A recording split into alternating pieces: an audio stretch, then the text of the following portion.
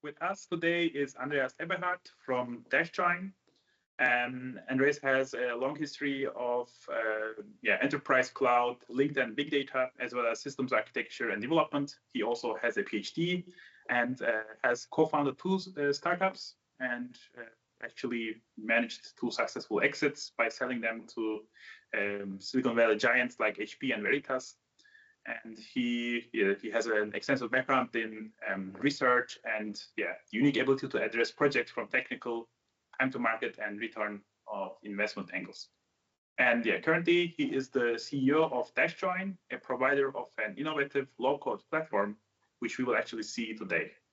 So with this, Andreas, the floor is yours. So this is actually joint work with Ege here. So we met through the JSON Schema community, actually, where we're both JSON Schema ambassadors. And so we got in contact and started bouncing back and forth ideas about JSON Schema, and it was mentioning some of the use cases and things, and so basically we started this paper, and the paper goes along with a running prototype, which we actually presented at the API days last year in Paris. So I'm just reusing the slides here. So it's a presentation with a live demo, and then we also have the paper that's sort of accompanying the thing, where you can read up about all the details. And of course, we also have the GitHub repository with the code available. And please feel free to ask questions and interrupt at any time. So Ege, don't worry, I deleted all of the introductory Web of Things slides. So obviously in this community, we don't need to repeat that. And we can jump straight into the design goals for the Web of Things manager. So the idea is really to focus on the consumption side. So we have all of these great devices, billions of devices available on the internet, of all shades and forms and different features and functionalities. And that's obviously a huge challenge from a consumption point of view, because you're confronted with a huge support matrix. Specifically, and that's sort of the inspiration. Also, shout out to Cristiano. They also wrote a paper on this a couple of years ago, which inspired a lot of the work we did here as well. So the design goal is really to be able to manage any device.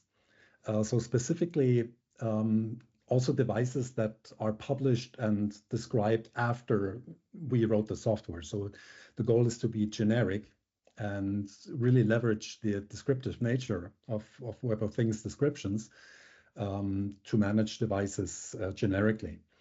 And then also, obviously you can provide some base functionality like an inventory, displaying properties, allowing to trigger actions. But then you might also want to be able to, provide some custom special functionality for a certain use case, let's say energy management, things like that. So the idea is that you can have plugins to, the base platform that provides you with the basic services, and to easily add some of these use cases. And the value add that we want to provide is obviously securely connect to devices. So obviously security is very critical in this realm. We want to be able to control, so call actions on all of these devices, display the properties and show dashboards, and also react to device events in a generic way. So this is the architecture of the solution. So we, as the implementation platform, we basically used our platform. So it's an open source low-code development platform. So low-code basically means that you can, a lot of the plumbing is given to you, and you can, using some small constructs and maybe by dragging some widgets onto a screen, you can build a solution. And we use that because it provides us with a lot of the base features that we need, and really allows us to express the functionality of the Web of Things manager in a very concise way. And we also have some listings to demonstrate that. So that's why we chose to base it on this platform. It really starts on on the right side with an OpenID provider. So if you log into the Web of Things manager, you have your OpenID identity, you log in there, and then you have a bunch of security claims which are then known to the platform, and then you can log in and work from there. The platform itself is deployed as a bunch of Docker containers in a horizontal scale-up fashion. There's a config database. The config database basically contains all the logic of WoT Manager, basically the stuff that you find in the GitHub repository when you fire up a new instance. That's basically the program code is loaded into the config database and served there. Northbound, you have a GUI, which we'll show in the demo, and of course also an API, so you can consume the aggregated set of Web of Things devices through that API as well. And then southbound, as the plumbing on the right side, we have the actual Web of Things APIs. So today in the demo, we support REST APIs, but of course we plan to support other protocols through some protocol mappings as well. Then we have a Postgres database. That's sort of the brain or the memory cache of Web of Things Manager. When we discover devices, the device descriptions basically get loaded in there, and that drives the application.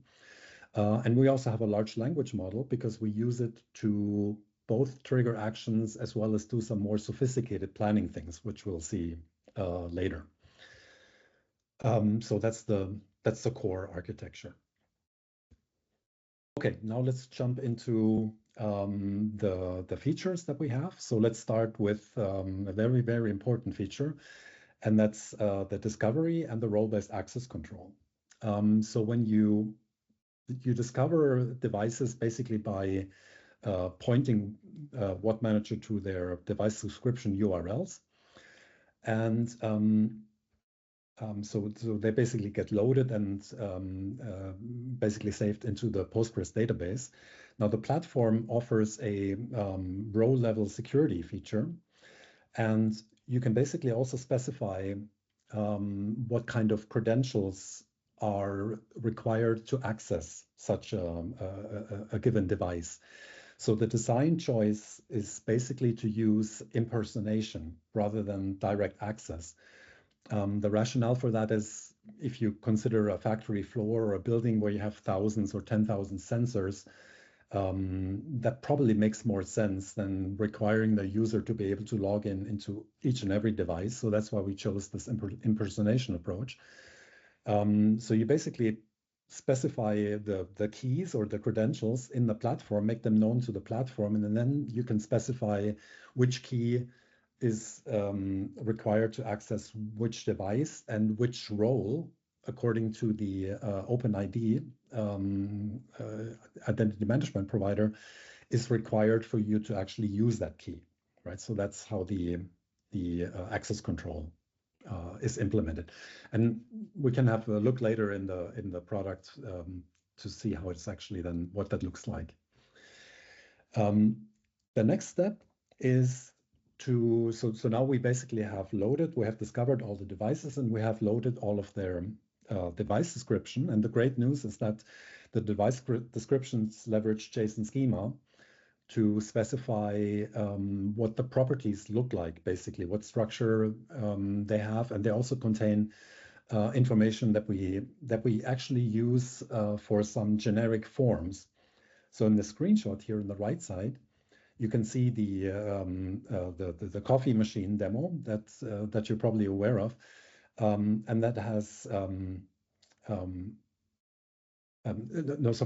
first of all, let's start with the water, milk, chocolate. So those are the properties which we retrieve live from the system using the credentials. And you can see the code there. So we basically do, so this is JSONata code.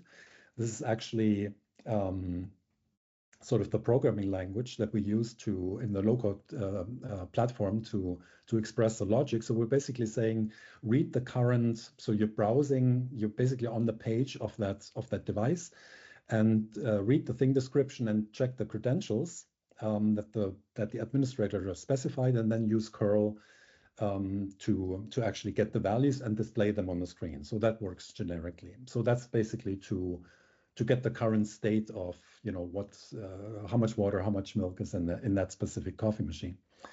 And then to perform the actions, the action inputs are also described using JSON schema. And we have a methodology to also use, or to basically render JSON schema as forms.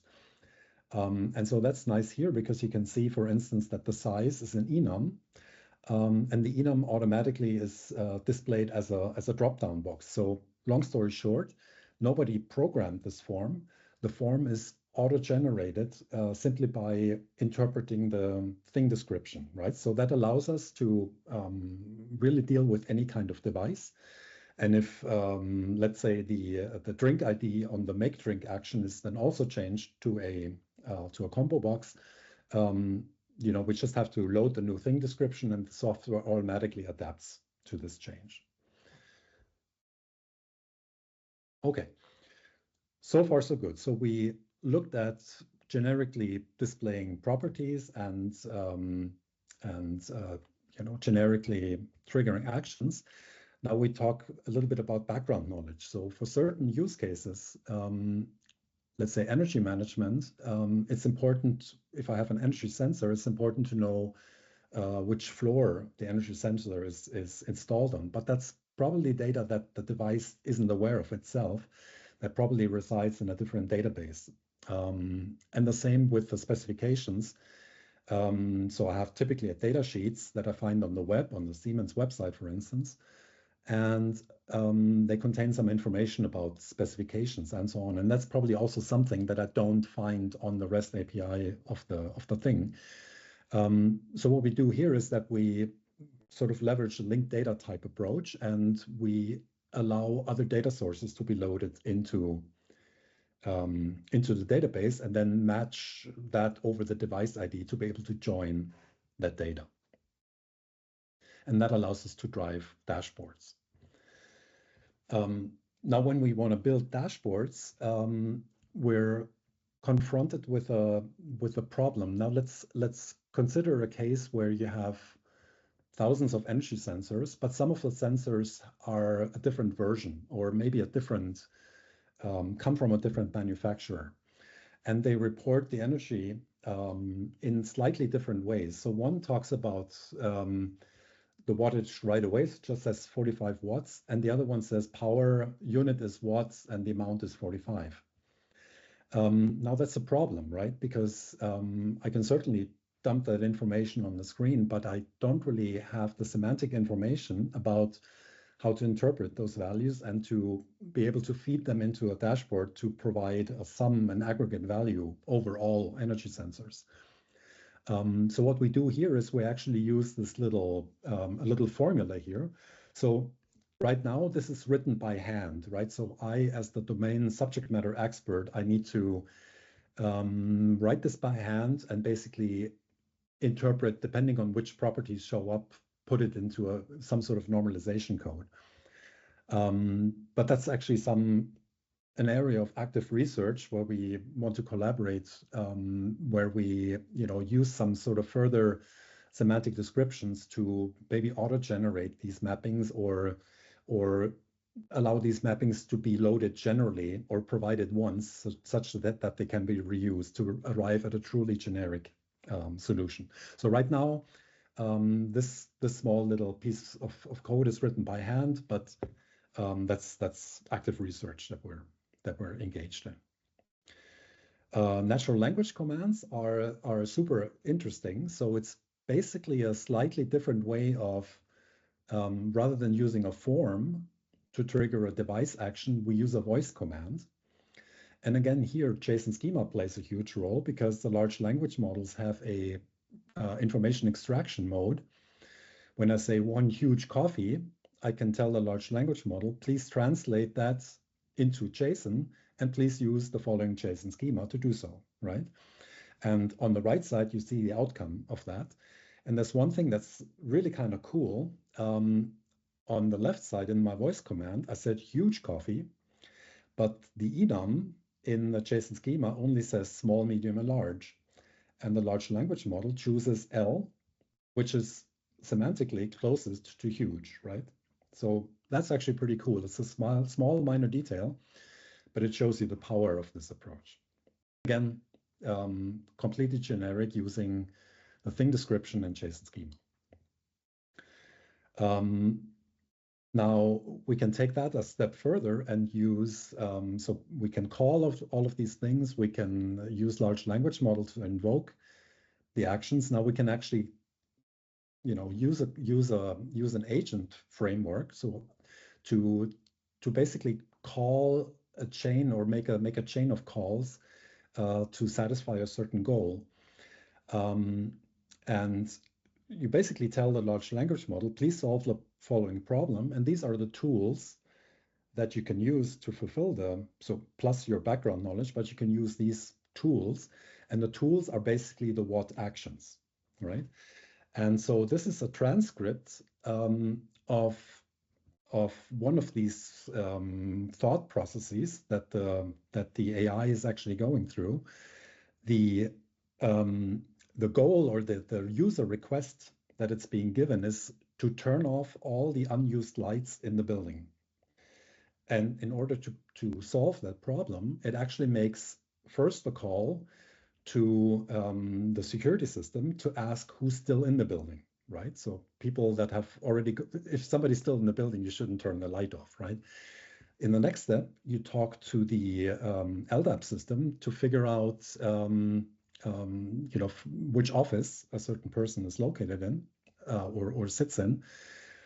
Then you call an asset database to find out which energy sensor is, or the sensor ID of that, or the light switch ID of that office, and then you can actually turn off the light there. And so it's quite amazing that the large language model actually, does a sequence of these 4 calls to, fulfill an ad hoc or dynamic goal. So that's quite nice.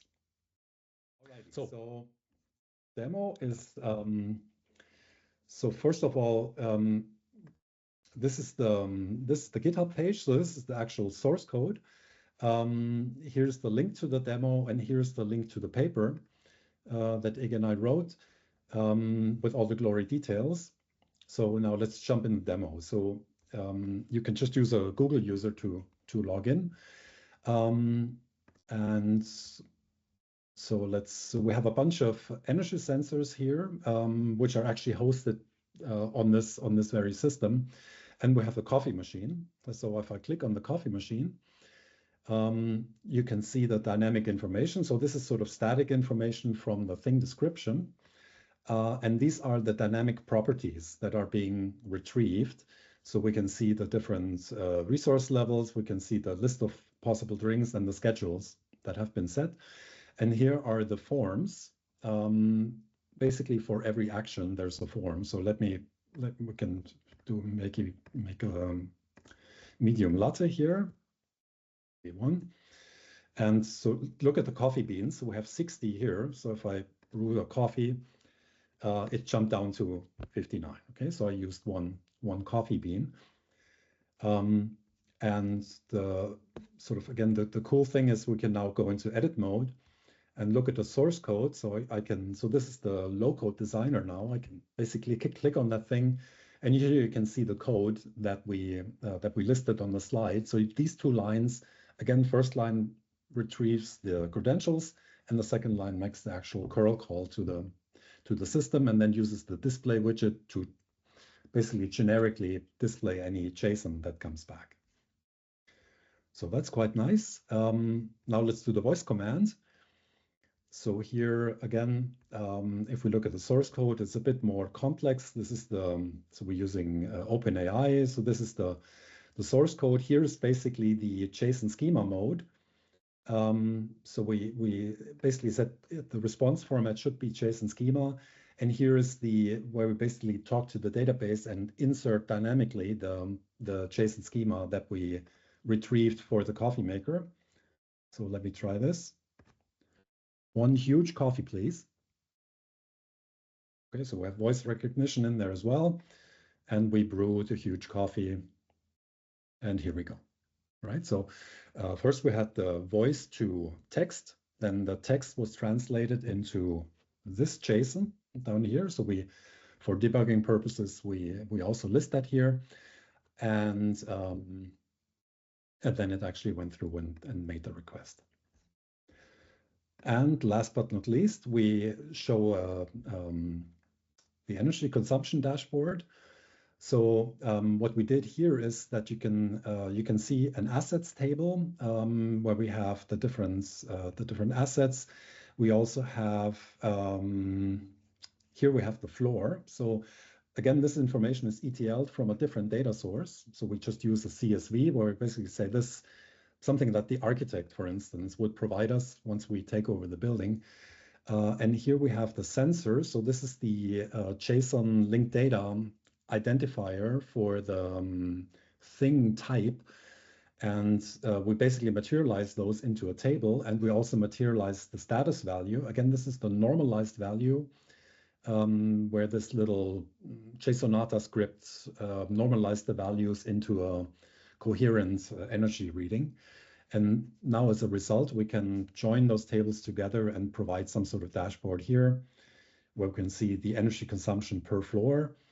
And again, here in the low-code developer editor, we can go in and change this to a line chart and play around with aggregations and so on. All right, so that concludes the presentation and the demo. Thanks for your attention, and I'm looking forward to your questions.